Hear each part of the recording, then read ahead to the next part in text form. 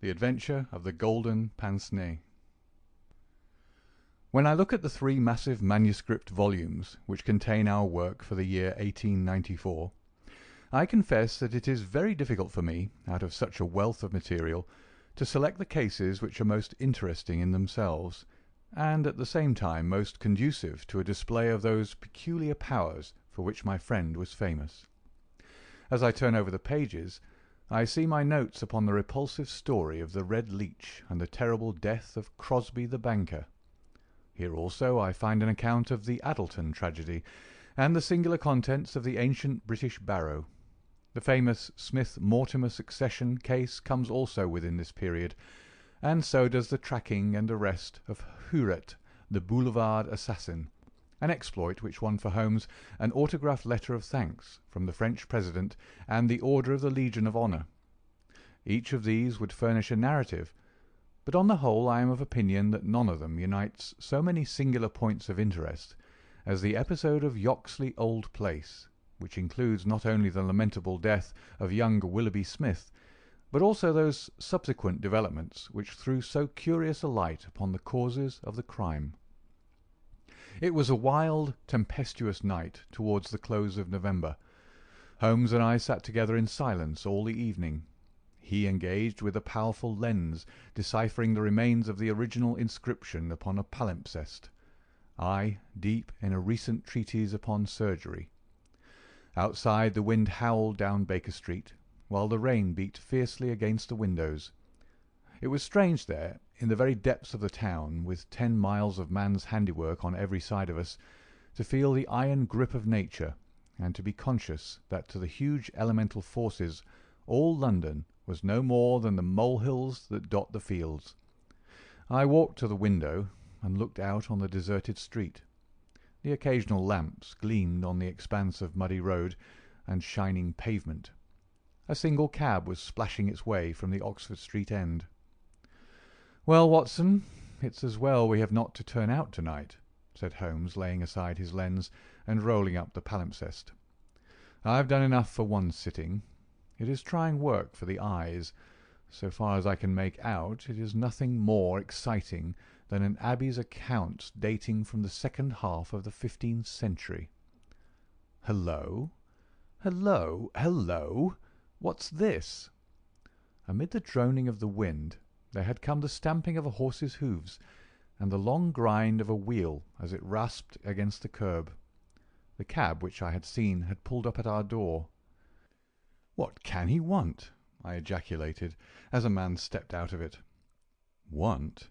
He wants us, and we, my poor Watson, want overcoats and cravats and galoshes, and every aid that man ever invented to fight the weather. Wait a bit, though. There's the cab off again. There's hope yet. He'd have kept it if he had wanted us to come. Run down, my dear fellow, and open the door, for all virtuous folk have been long in bed." When the light of the hall lamp fell upon our midnight visitor, I had no difficulty in recognizing him. It was young Stanley Hopkins, a promising detective in whose career Holmes had several times shown a very practical interest. "Is he in?" he asked eagerly. "Come up, my dear sir," said Holmes's voice from above. "I hope you have no designs upon such a night as this?" The detective mounted the stairs, and our lamp gleamed upon his shining waterproof. I helped him out of it, while Holmes knocked a blaze out of the logs in the grate. "Now, my dear Hopkins, draw up and warm your toes," said he. "Here's a cigar, and the doctor has a prescription containing hot water and a lemon, which is good medicine on a night like this. It must be something important which has brought you out in such a gale." "It is indeed, Mr. Holmes. I've had a bustling afternoon, I promise you. Did you see anything of the Yoxley case in the latest editions?" "I've seen nothing later than the 15th century to-day." "Well, it was only a paragraph, and all wrong at that, so you've not missed anything. I haven't let the grass grow under my feet. It's down in Kent, 7 miles from Chatham and 3 from the railway line. I was wired for at 3:15, reached Yoxley Old Place at 5, conducted my investigation, was back at Charing Cross by the last train, and straight to you by cab." "Which means, I suppose, that you are not quite clear about your case." "It means that I can make neither head nor tail of it. So far as I can see, it is just as tangled a business as ever I handled.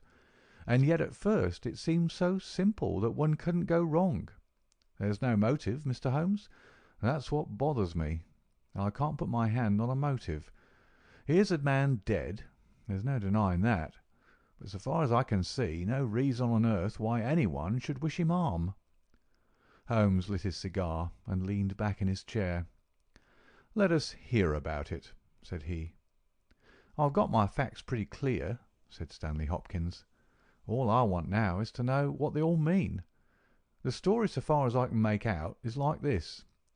Some years ago, this country house, Yoxley Old Place, was taken by an elderly man who gave the name of Professor Coram. He was an invalid, keeping his bed half the time, and the other half hobbling around the house with a stick, or being pushed about the grounds by the gardener in a bath chair. He was well liked by the few neighbours who called upon him, and he has the reputation down there of being a very learned man. His household used to consist of an elderly housekeeper, Mrs. Marker, and of a maid, Susan Tarleton. These have both been with him since his arrival, and they seem to be women of excellent character. The Professor is writing a learned book, and he found it necessary about a year ago to engage a secretary.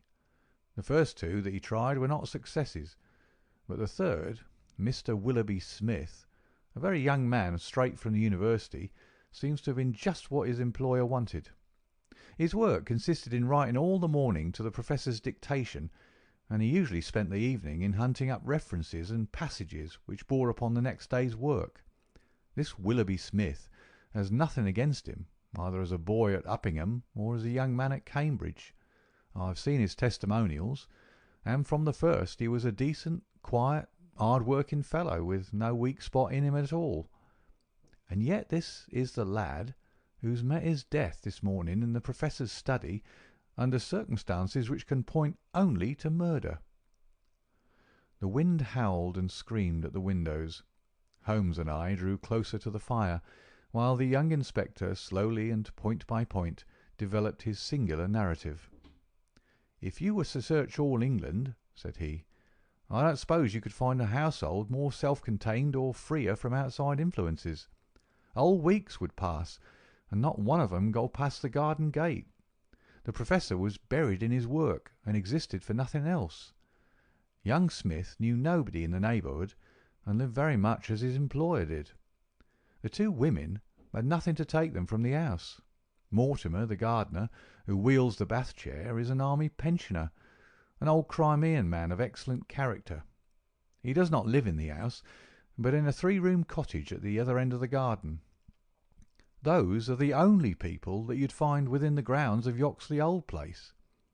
At the same time, the gate of the garden is 100 yards from the main London to Chatham Road. It opens with a latch, and there's nothing to prevent anyone from walking in. Now, I'll give you the evidence of Susan Tarleton, who's the only person who can say anything positive about the matter. It was in the forenoon, between 11 and 12. She was engaged at the moment in hanging some curtains in the upstairs front bedroom. Professor Coram was still in bed, for when the weather's bad he seldom rises before midday. The housekeeper was busy with some work in the back of the house. Willoughby Smith had been in his bedroom, which he uses as a sitting-room, but the maid heard him at that moment pass along the passage and descend to the study immediately below her. She did not see him, but she says that she could not be mistaken in his quick, firm tread. She did not hear the study door close, but a minute or so later there was a dreadful cry in the room below. It was a wild, hoarse scream, so strange and unnatural that it might have come from either a man or a woman. At the same instant there was a heavy thud which shook the old house, and then all was silence. The maid stood petrified for a moment, and then, recovering her courage, she ran downstairs. The study door was shut, and she opened it. Inside, young Mr. Willoughby Smith was stretched upon the floor. At first she couldn't see no injury, but as she tried to raise him, she saw that blood was pouring from the underside of his neck. It was pierced by a very small but very deep wound, which had divided the carotid artery. The instrument with which the injury had been inflicted lay upon the carpet beside him. It was one of those small sealing-wax knives to be found on old-fashioned writing tables, with an ivory handle and a stiff blade. It was part of the fittings of the Professor's own desk. At first, the maid thought that young Smith was already dead, but on pouring some water from the carafe over his forehead, he opened his eyes for an instant. "The Professor," he murmured. "It was she." The maid is prepared to swear that those were the exact words. He tried desperately to say something else, and he held his right hand up in the air. Then he fell back dead. In the meantime, the housekeeper had also arrived upon the scene, but she was just too late to catch the young man's dying words. Leaving Susan with the body, she hurried to the Professor's room. He was sitting up in bed, horribly agitated, for he'd heard enough to convince him that something terrible had occurred. Mrs. Marker is prepared to swear that the Professor was still in his night clothes, and indeed it was impossible for him to dress without the help of Mortimer, whose orders were to come at 12 o'clock. The Professor declares that he heard the distant cry, but that he knows nothing more. He can give no explanation of the young man's last words. The Professor, it was she, but imagines that they were the outcome of delirium. He believes that Willoughby Smith has not an enemy in the world, and can give no reason for the crime. His first action was to send Mortimer, the gardener, for the local police. A little later, the chief constable sent for me. Nothing was moved before I got there, and strict orders were given that no one should walk upon the paths leading to the house. It was a splendid chance of putting your theories into practice, Mr. Sherlock Holmes. There was really nothing wanting. "Except Mr. Sherlock Holmes," said my companion with a somewhat bitter smile. "Well, let us hear about it. What sort of a job did you make of it?" "I must ask you first, Mr. Holmes, to glance at this rough plan, which will give you a general idea of the position of the Professor's study and the various points of the case. It'll help you in following my investigation." He unfolded the rough chart, which I here reproduce, and he laid it across Holmes's knee. I rose, and standing behind Holmes, studied it over his shoulder. It is very rough, of course, and it only deals with the points which seem to me to be essential. All the rest you'll see later for yourself. Now, first of all, presuming that the assassin entered the house, how did he or she come in? Undoubtedly by the garden path, and the back door from which there's direct access to the study. Any other way would have been exceedingly complicated. The escape must have also been made along that line, for of the two other exits from the room, one was blocked by Susan as she ran downstairs, and the other leads straight to the Professor's bedroom. I therefore directed my attention at once to the garden path, which was saturated with recent rain, and would certainly show any footmarks. My examination showed me that I was dealing with a cautious and expert criminal. No footmarks were to be found on the path. There could be no question, however, that someone had passed along the grass border which lines the path, and that he had done so in order to avoid leaving a track. I couldn't find anything in the nature of a distinct impression, but the grass was trodden down, and someone had undoubtedly passed. It could only have been the murderer, since neither the gardener nor anyone else had been there that morning, and the rain had only begun during the night. "One moment," said Holmes. "Where does this path lead to?" "To the road." "How long is it?" "100 yards or so." "At the point where the path passes through the gate, you could surely pick up the tracks." "Unfortunately, the path was tiled at that point." "Well, on the road itself?" "No, it was all trodden into mire." "Well, then, these tracks upon the grass, were they coming or going?" "It was impossible to say. There was never any outline." "A large foot or a small?" "You could not distinguish." Holmes gave an ejaculation of impatience. "It has been pouring rain and blowing a hurricane ever since," said he. "It will be harder to read now than the palimpsest. Well, well, it can't be helped. What did you do, Hopkins, after you had made certain that you had made certain of nothing?" I think I made certain of a good deal, Mr. Holmes. I knew that someone had entered the house cautiously from without. I next examined the corridor. It is lined with cocoanut matting and had taken no impression of any kind. This brought me into the study itself. It is a scantily furnished room. The main article is a large writing table with a fixed bureau.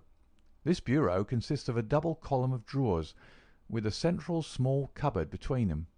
The drawers were open, the cupboard locked. The drawers, it seems, were always open, and nothing of value was kept in them.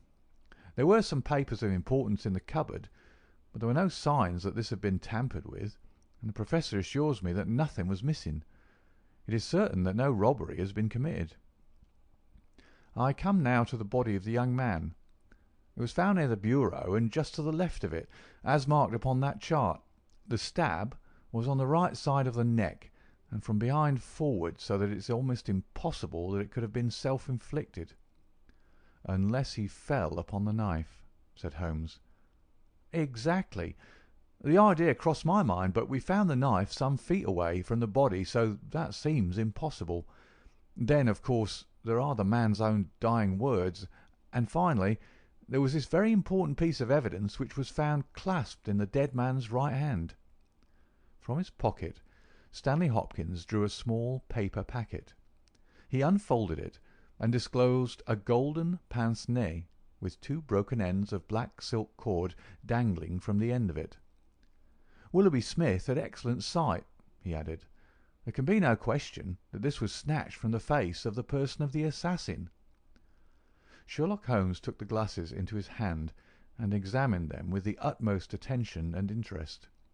He held them on his nose, endeavoured to read through them, went to the window and stared up the street with them, looked at them most minutely in the full light of the lamp, and finally, with a chuckle, seated himself at the table and wrote a few lines upon a sheet of paper which he tossed across to Stanley Hopkins. "That's the best I can do for you," said he. "It may prove to be of some use." The astonished detective read the note aloud. It ran as follows: "Wanted. A woman of good address, attired like a lady. She has a remarkably thick nose, with eyes which are set close upon either side of it. She has a puckered forehead, a peering expression, and probably rounded shoulders. There are indications that she has had recourse to an optician at least twice during the last few months. As her glasses are of remarkable strength, and as opticians are not very numerous, there should be no difficulty in tracing her." Holmes smiled at the astonishment of Hopkins, which must have been reflected upon my features. "Surely my deductions are simplicity itself," said he. "It would be difficult to name any articles which afford a finer field for inference than a pair of glasses, especially so remarkable a pair as these. That they belong to a woman I infer from their delicacy, and also, of course, from the last words of the dying man. As to her being a person of refinement and well dressed, they are, as you perceive, handsomely mounted in solid gold, and it is inconceivable that anyone who wore such glasses could be slatternly in other respects. You will find that the clips are too wide for your nose, showing that the lady's nose was very broad at the base. This sort of nose is usually a short and coarse one, but there is a sufficient number of exceptions to prevent me from being dogmatic or from insisting upon this point in my description. My own face is a narrow one, and yet I find that I cannot get my eyes into the centre, nor near the centre of these glasses. Therefore, the lady's eyes are set very near to the sides of the nose. You will perceive, Watson, that the glasses are concave and of unusual strength. A lady whose vision has been so extremely contracted all her life is sure to have the physical characteristics of such vision which are seen in the forehead, the eyelids, and the shoulders. "Yes," I said, "I can follow each of your arguments. I confess, however, that I am unable to understand how you arrive at the double visit to the optician." Holmes took the glasses in his hand. "You will perceive," he said, "that the clips are lined with tiny bands of cork to soften the pressure upon the nose. One of these is discoloured and worn to some slight extent, but the other is new. Evidently one has fallen off and been replaced. I should judge that the older of them has not been there for more than a few months. They exactly correspond, so I gather that the lady went back to the same establishment for the second." "By George, it's marvellous!" cried Hopkins in an ecstasy of admiration. "To think that I had all that evidence in my hand and never knew it. I had intended, however, to go the round of the London opticians." "Of course you would. Meanwhile, have you anything more to tell us about the case?" "Nothing, Mr. Holmes. I think that you know as much as I do now, probably more.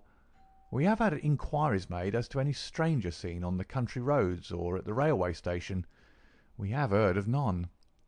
What beats me is the utter want of all object in the crime. Not a ghost of a motive can anyone suggest." "Ah, there I am not in a position to help you. But I suppose you want us to come out tomorrow." "If it's not asking too much, Mr. Holmes. There's a train from Charing Cross to Chatham at 6 in the morning, and we should be at Yoxley Old Place between 8 and 9. "Then we shall take it.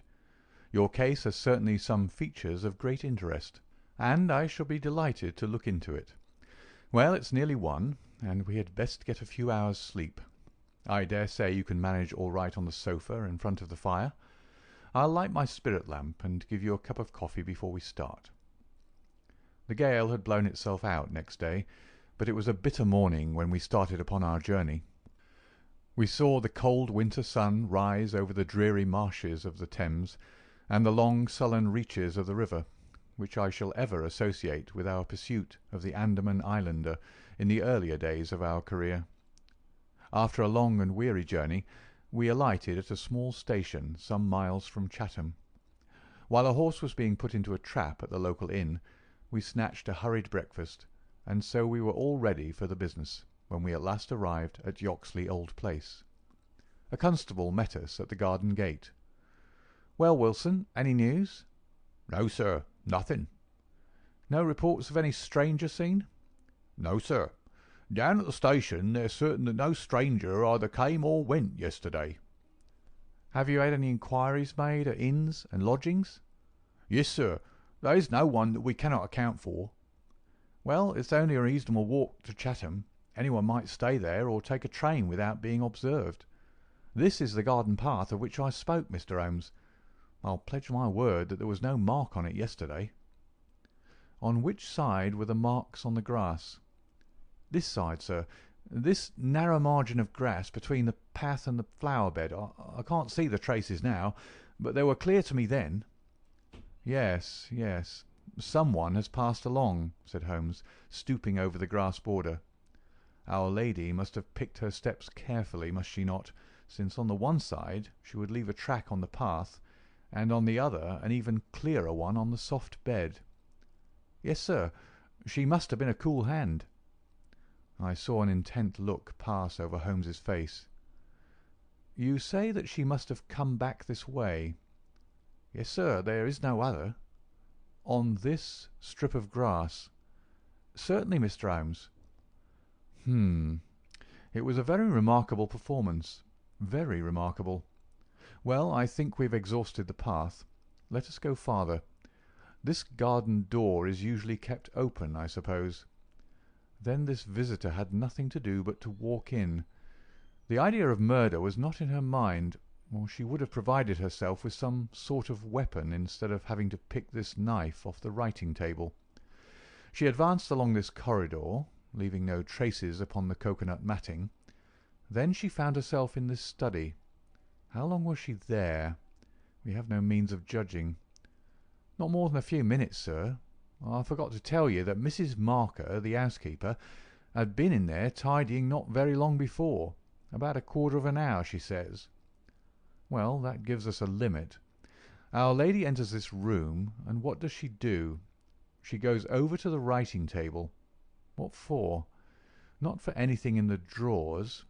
If there had been anything worth her taking, it would surely have been locked up. No, it was for something in that wooden bureau. Hello! What is that scratch upon the face of it? Just hold a match, Watson. Why did you not tell me of this, Hopkins?" The mark which he was examining began upon the brasswork on the right-hand side of the keyhole, and extended for about 4 inches, where it had scratched the varnish from the surface. "I noticed it, Mr. Holmes, but you'll always find scratches around a keyhole." "This is recent, quite recent. See how the brass shines where it is cut. An old scratch will be the same colour as the surface. Look at it through my lens. There's the varnish, too, like earth on each side of a furrow. Is Mrs. Marker there?" A sad-faced elderly woman came into the room. "Did you dust this bureau yesterday morning?" "Yes, sir." "Did you notice this scratch?" "No, sir, I did not." "I'm sure you didn't, for a duster would have swept away those shreds of varnish. Who has the key of this bureau?" "The Professor keeps it on his watch chain." "Is it a simple key?" "No, sir, it's a Chubb key." "Very good, Mrs. Marker, you can go. Now we are making a little progress. Our lady enters the room, advances to the bureau, and either opens it or tries to do so. While she is thus engaged, young Willoughby Smith enters the room. In her hurry to withdraw the key, she makes this scratch upon the door. He seizes her, and she, snatching up the nearest object, which happens to be this knife, strikes at him in order to make him let go his hold. The blow is a fatal one. He falls, and she escapes, either with or without the object for which she has come. Is Susan the maid there? Could anyone have got away through that door after the time that you heard the cry, Susan?" "No, sir, it is impossible. Before I get down the stair I'd have seen anyone in the passage. Besides, the door never opened, or I would have heard it." "That settles this exit. Then no doubt the lady went out the way she came. I understand that this other passage leads only to the Professor's room. There is no exit that way." "No, sir." "We shall go down it and make the acquaintance of the Professor. Hello, Hopkins! This is very important indeed. The Professor's corridor is also lined with coconut matting." "Well, sir, what of that?" "Don't you see any bearing upon the case? Well, well, I don't insist upon it. No doubt I am wrong, and yet it seems to me to be suggestive. Come with me and introduce me." We passed down the passage, which was of the same length as that which led to the garden. At the end was a short flight of steps ending in a door. Our guide knocked and then ushered us in to the Professor's bedroom. It was a very large chamber, lined with innumerable volumes, which had overflowed from the shelves and lay in piles in the corners, or were stacked all round at the base of the cases. The bed was in the centre of the room, and in it, propped up with pillows, was the owner of the house. I have seldom seen a more remarkable-looking person. It was a gaunt, aquiline face which was turned towards us, with piercing dark eyes which lurked in deep hollows under overhung and tufted brows. His hair and beard were white, save that the latter was curiously stained with yellow around his mouth. A cigarette glowed amid the tangle of white hair, and the air of the room was fetid with stale tobacco smoke. As he held out his hand to Holmes, I perceived that it was also stained with yellow nicotine. "A smoker, Mr. Holmes?" said he, speaking in well-chosen English, with a curious little mincing accent. "Pray take a cigarette, and you, sir? I can recommend them, for I have them especially prepared by Ionides of Alexandria. He sends me 1,000 at a time, and I grieve to say that I have to arrange for a fresh supply every fortnight. Bad, sir, very bad. But an old man has few pleasures. Tobacco and my work. That is all that is left to me." Holmes had lit a cigarette, and was shooting little darting glances all over the room. "Tobacco and my work. But now only tobacco," the old man exclaimed. "Alas, what a fatal interruption! Who could have foreseen such a terrible catastrophe? So estimable a young man. I assure you that after a few months' training he was an admirable assistant. What do you think of the matter, Mr. Holmes?" "I have not yet made up my mind." "I shall indeed be indebted to you if you can throw a light where all is so dark to us. To a poor bookworm and invalid like myself, such a blow is paralyzing. I seem to have lost the faculty of thought. But you are a man of action. You are a man of affairs. It is part of the everyday routine of your life. You can preserve your balance in every emergency. We are fortunate indeed in having you at our side." Holmes was pacing up and down one side of the room whilst the old professor was talking. I observed that he was smoking with extraordinary rapidity. It was evident that he shared our host's liking for the fresh Alexandrian cigarettes. "Yes, sir, it is a crushing blow," said the old man. "That is my magnum opus, the pile of papers on the side table yonder. It is my analysis of the documents found in the Coptic monasteries of Syria and Egypt, a work which will cut deep at the very foundation of revealed religion. With my enfeebled health, I do not know whether I shall ever be able to complete it, now that my assistant has been taken from me. Dear me, Mr. Holmes! Why, you are even a quicker smoker than I am myself." Holmes smiled. "I am a connoisseur," said he, taking another cigarette from the box, his fourth, and lighting it from the stub of that which he had finished. "I will not trouble you with any lengthy cross-examination, Professor Coram, since I gather that you were in bed at the time of the crime, and could know nothing about it. I would only ask this. What do you imagine that this poor fellow meant by his last words? The Professor? It was she." The Professor shook his head. "Susan is a country girl," said he, "and you know the incredible stupidity of that class. I fancy that the poor fellow murmured some incoherent, delirious words, and that she twisted them into this meaningless message." "I see. You have no explanation yourself of the tragedy?" "Possibly an accident. Possibly, I only breathe it among ourselves, a suicide. Young men have their hidden troubles, some affair of the heart, perhaps, which we have never known. It is a more probable supposition than murder." "But the eyeglasses?" "Ah, I am only a student, a man of dreams. I cannot explain the practical things of life. But still, we are aware, my friend, that love gauges may take strange shapes. By all means, take another cigarette. It is a pleasure to see anyone appreciate them so. A fan, a glove, glasses. Who knows what article may be carried as a token or treasured when a man puts an end to his life? This gentleman speaks of footsteps in the grass, but after all, it is easy to be mistaken on such a point. As to the knife, it might well be thrown far from the unfortunate man as he fell.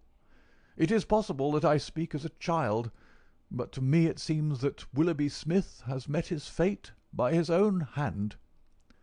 Holmes seemed struck by the theory thus put forward, and he continued to walk up and down for some time, lost in thought and consuming cigarette after cigarette.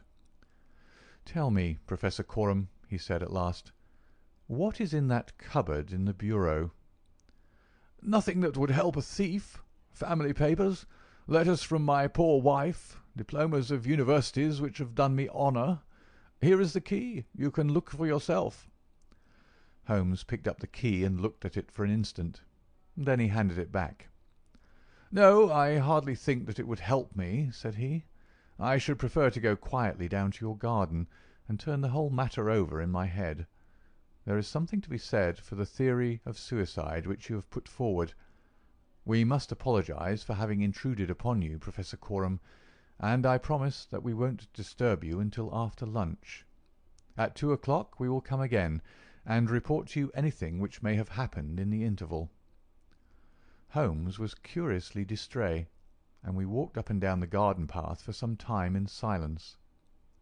"Have you a clue?" I asked at last. "It depends upon those cigarettes that I smoked," said he. "It is possible that I am utterly mistaken. The cigarettes will show me." "My dear Holmes," I exclaimed, "how on earth—" "Well, well, you may see for yourself. If not, there's no harm done. Of course, we always have the optician clue to fall back upon, but I take a short cut when I can get it. Ah, here is the good Mrs. Marker. Let us enjoy 5 minutes of instructive conversation with her." I may have remarked before that Holmes had, when he liked, a peculiarly ingratiating way with women, and that he very readily established terms of confidence with them. In half the time which he had named, he had captured the housekeeper's goodwill, and was chatting with her as if he had known her for years. "Yes, Mr. Holmes, it is as you say, sir. He does smoke something terrible, all day and sometimes all night, sir. I've seen that room of a morning. Well, sir, you'd have thought it was a London fog. Poor young Mr. Smith. He was a smoker also, but not as bad as the Professor. His health, well, I don't know that it's better nor worse for the smoking." "Ah," said Holmes, "but it kills the appetite." "Well, I don't know about that, sir." "I suppose the Professor eats hardly anything." "Well, he is variable. I'll say that for him." "I'll wager he took no breakfast this morning, and won't face his lunch after all the cigarettes I saw him consume." "Well, you're out there, sir, as it happens, for he ate a remarkable big breakfast this morning. I don't know when I've known him to make a better one, and he's ordered a good dish of cutlets for the lunch. I'm surprised myself, for since I came into that room yesterday and saw young Mr. Smith lying there on the floor, I couldn't bear to look at food. Well, it takes all sorts to make a world, and the Professor hasn't let it take his appetite away." We loitered the morning away in the garden. Stanley Hopkins had gone down to the village to look into some rumours of a strange woman who had been seen by some children on the Chatham Road the previous morning. As to my friend, all his usual energy seemed to have deserted him. I had never known him handle a case in such a half-hearted fashion. Even the news brought back by Hopkins that he had found the children, and that they had undoubtedly seen a woman exactly corresponding with Holmes's description, and wearing either spectacles or eyeglasses, failed to rouse any sign of keen interest. He was more attentive when Susan, who waited upon us at lunch, volunteered the information that she believed Mr. Smith had been out for a walk yesterday morning, and that he had only returned half an hour before the tragedy occurred. I could not myself see the bearing of this incident, but I clearly perceived that Holmes was weaving it into the general scheme which he had formed in his brain. Suddenly he sprang from his chair and glanced at his watch. 2 o'clock, gentlemen," said he. "We must go up and have it out with our friend the Professor." The old man had just finished his lunch, and certainly his empty dish bore evidence to the good appetite with which his housekeeper had credited him. He was, indeed, a weird figure as he turned his white mane and his glowing eyes towards us. The eternal cigarette smouldered in his mouth. He had been dressed and was seated in an armchair by the fire. "Well, Mr. Holmes, have you solved this mystery yet?" He shoved a large tin of cigarettes which stood on a table beside him towards my companion. Holmes stretched out his hand at the same moment, and between them they tipped the box over the edge. For a minute or two we were all on our knees retrieving stray cigarettes from impossible places. When we rose again, I observed Holmes's eyes were shining and his cheeks tinged with colour. Only at a crisis have I seen those battle signals flying. "Yes," said he, "I have solved it." Stanley Hopkins and I stared in amazement. Something like a sneer quivered over the gaunt features of the old Professor. "Indeed? In the garden?" "No, here." "Here? When?" "This instant." "You are surely joking, Mr. Sherlock Holmes. You compel me to tell you that this is too serious a matter to be treated in such a fashion." "I have forged and tested every link of my chain, Professor Coram, and I am sure that it is sound. What your motives are, or what exact part you play in this strange business, I am not yet able to say. In a few minutes I shall probably hear it from your own lips. Meanwhile I will reconstruct what is past for your benefit, so that you may know the information which I still require. A lady yesterday entered your study. She came with the intention of possessing herself of certain documents which were in your bureau. She had a key of her own. I have had an opportunity of examining yours, and I do not find that slight discoloration which the scratch made upon the varnish would have produced. You were not an accessory, therefore, and she came, so far as I can read the evidence, without your knowledge, to rob you." The Professor blew a cloud from his lips. "This is most interesting and instructive," said he. "Have you no more to add? Surely, having traced this lady so far, you can also say what has become of her." "I will endeavour to do so. In the first place, she was seized by your secretary and stabbed him in order to escape. This catastrophe I am inclined to regard as an unhappy accident, for I am convinced that the lady had no intention of inflicting so grievous an injury. An assassin does not come unarmed. Horrified by what she had done, she rushed wildly away from the scene of the tragedy. Unfortunately for her, she had lost her glasses in the scuffle, and as she was extremely short-sighted, she was really helpless without them. She ran down a corridor which she imagined to be that by which she had come. Both were lined with cocoanut matting, and it was only when it was too late that she understood that she had taken the wrong passage, and that her retreat was cut off behind her. What was she to do? She could not go back. She could not remain where she was. She must go on. She went on. She mounted a stair, pushed open a door, and found herself in your room. The old man sat with his mouth open, staring wildly at Holmes. Amazement and fear were stamped upon his expressive features. Now, with an effort, he shrugged his shoulders and burst into insincere laughter. "All very fine, Mr. Holmes," said he, "but there is one little flaw in your splendid theory. I was myself in my room, and I never left it during the day." "I am aware of that, Professor Coram." "And you mean to say that I could be upon that bed, and not be aware that a woman had entered my room?" "I never said so. You were aware of it. You spoke with her. You recognized her. You aided her to escape." Again the Professor burst into high-keyed laughter. He had risen to his feet, and his eyes glowed like embers. "You are mad!" he cried. "You are talking insanely. I helped her to escape?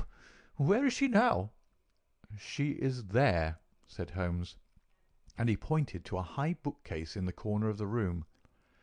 I saw the old man throw up his arms. A terrible convulsion passed over his grim face, and he fell back in his chair. At the same instant the bookcase at which Holmes pointed swung round upon a hinge, and a woman rushed out into the room. "You are right," she cried in a strange foreign voice. "You are right. I am here." She was brown, with the dust and draped with the cobwebs which had come from the walls of her hiding-place. Her face, too, was streaked with grime, and at the best she could never have been handsome, for she had the exact physical characteristics which Holmes had divined, with, in addition, a long and obstinate chin. What with her natural blindness, and what with the change from dark to light, she stood as one dazed, blinking about her to see where and who we were. And yet, in spite of all these disadvantages, there was a certain nobility in the woman's bearing, a gallantry in the defiant chin and in the upraised head, which compelled something of respect and admiration. Stanley Hopkins had laid his hand upon her arm and claimed her as his prisoner, but she waved him aside gently, and yet with an overmastering dignity which compelled obedience, the old man lay back in his chair with a twitching face and stared at her with brooding eyes. "Yes, sir, I am your prisoner," she said. "From where I stood I could hear everything, and I know that you have learned the truth. I confess it all. It was I who killed the young man. But you are right. You say it was an accident. I did not even know that it was a knife which I held in my hand, for in my despair I snatched anything from the table and struck at him to make him let me go. It is the truth that I tell." "Madam," said Holmes, "I am sure that it is the truth. I fear that you are far from well." She had turned a dreadful colour, the more ghastly under the dark dust-streaks upon her face. She seated herself on the side of the bed, then she resumed. "I have only a little time here," she said, "but I would have you know the whole truth. I am this man's wife. He is not an Englishman. He is a Russian. His name I will not tell. For the first time the old man stirred. "God bless you, Anna!" he cried. "God bless you!" She cast a look at the deepest disdain in his direction. "Why should you cling so hard to that wretched life of yours, Sergius?" said she. "It has done harm to many, and good to none, not even to yourself. However, it is not for me to cause the frail thread to be snapped before God's time. I have enough already upon my soul since I crossed the threshold of this cursed house. But I must speak, or I shall be too late. I have said, gentlemen, that I am this man's wife. He was 50, and I a foolish girl of 20 when we are married. It was in a city of Russia, a university. I will not name the place." "God bless you, Anna," murmured the old man again. "We were reformers, revolutionists, nihilists. You understand. He and I and many more. Then there came a time of trouble. A police officer was killed. Many were arrested. Evidence was wanted, and in order to save his own life and to earn a great reward, my husband betrayed his own wife and his companions. Yes, we were all arrested upon his confession. Some of us found our way to the gallows, and some to Siberia. I was among these last, but my term was not for life. My husband came to England with his ill-gotten gains, and has lived in quiet ever since, knowing well that if the Brotherhood knew where he was, not a week would pass before justice would be done." The old man reached out a trembling hand and helped himself to a cigarette. "I am in your hands, Anna," said he. "You were always good to me." "I have not yet told you the height of his villainy," said she. "Among our comrades of the order there was one who was the friend of my heart. He was noble, unselfish, loving, all that my husband was not. He hated violence. We were all guilty, if that is guilt, but he was not. He wrote forever, dissuading us from such a course. These letters would have saved him. So would my diary, in which from today I had entered both my feelings towards him and the view which each of us had taken. My husband found and kept both diary and letters. He hid them, and he tried hard to swear away the young man's life. In this he failed. But Alexis was sent a convict to Siberia, where now, at this moment, he works in a salt mine. Think of that, you villain, you villain! Now, at this very moment, Alexis, a man whose name you are not worthy to speak, works and lives like a slave. And yet I have your life in my hands, and I let you go." "You were always a noble woman, Anna," said the old man, puffing at his cigarette. She had risen, but she fell back again with a little cry of pain. "I must finish," she said. "When my term was over, I set myself to get the diary and letters which, if sent to the Russian government, would procure my friend's release. I knew that my husband had come to England. After months of searching I discovered where he was. I knew that he still had the diary, for when I was in Siberia I had a letter from him once, reproaching me and quoting some passages from his pages. Yet I was sure that with his revengeful nature he would never give it to me of his own free will. I must get it for myself. With this object I engaged an agent from a private detective firm, who entered my husband's house as a secretary. It was your second secretary, Sergius, the one who left you so hurriedly. He found that papers were kept in the cupboard, and he got an impression of the key. He would not go farther. He furnished me with a plan of the house, and he told me that in the forenoon the study was always empty, as the secretary was employed up here. So at last I took my courage in both hands, and I came down to get the papers for myself. I succeeded, but at what a cost! I had just taken the paper, and was locking the cupboard, when the young man seized me.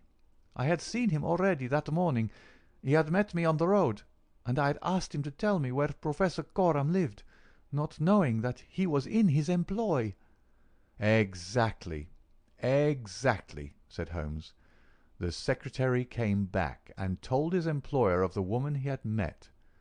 Then in his last breath he tried to send a message that it was she, the she whom he had just discussed with him. "You must let me speak," said the woman in an imperative voice, and her face contracted as if in pain. "When he had fallen, I rushed from the room, chose the wrong door, and found myself in my husband's room. He spoke of giving me up. I showed him that if he did so, his life was in my hands. If he gave me to the law, I could give him to the brotherhood. It was not that I wished to live for my own sake, but it was that I desired to accomplish my purpose. He knew that I would do what I said, that his own fate was involved in mine. For that reason, and for no other, he shielded me. He thrust me into that dark hiding place, a relic of old days, known only to himself. He took his meals in his own room, and so was able to give me part of his food. It was agreed that when the police left the house, I should slip away by night and come back no more. But in some way you have read our plans." She tore from the bosom of her dress a small packet. "These are my last words," said she. "Here is the packet which will save Alexis. I confide it to your honor and to your love of justice. Take it. You will deliver it at the Russian embassy. Now I have done my duty and—" "Stop her!" cried Holmes. He had bounded across the room and had wrenched a small phial from her hand. "Too late," she said, sinking back on the bed. "Too late. I took the poison before I left my hiding place. My head swims. I am going. I charge you, sir, to remember the packet." A simple case, and yet in some ways an instructive one, Holmes remarked as we travelled back to town. It hinged from the outset upon the pince-nez. But for the unfortunate chance of the dying man having seized these, I am not sure that we could have ever reached our solution. It was clear to me, from the strength of the glasses, that the wearer must have been very blind and helpless when deprived of them. When you asked me to believe that she walked along a narrow strip of grass without once making a false step, I remarked, as you may remember, that it was a noteworthy performance. In my mind I set it down as an impossible performance, save in the unlikely case that she had a second pair of glasses. I was forced, therefore, to consider seriously the hypothesis that she had remained within the house. On perceiving the similarity of the two corridors, it became clear that she might very easily have made such a mistake, and, in that case, it was evident that she must have entered the Professor's room. I was keenly on the alert, therefore, for whatever would bear out this supposition, and I examined the room narrowly for anything in the shape of a hiding-place. The carpet seemed continuous and firmly nailed, so I dismissed the idea of a trapdoor. There might well be a recess behind the books. As you are aware, such devices are common in old libraries. I observed that books were piled on the floor at all other points, but that one bookcase was left clear. This, then, might be the door. I could see no marks to guide me, but the carpet was of a dun colour which lends itself very well to examination. I therefore smoked a great number of those excellent cigarettes, and I dropped the ash all over the space in front of the suspected bookcase. It was a simple trick, but exceedingly effective. I then went downstairs, and I ascertained in your presence, Watson, without your perceiving the drift of my remarks, that Professor Corum's consumption of food had increased, as one would expect when he is supplying a second person. We then ascended to the room again, when by upsetting the cigarette-box I obtained a very excellent view of the floor, and was able to see quite clearly from the traces upon the cigarette ash that the prisoner had, in our absence, come out from her retreat.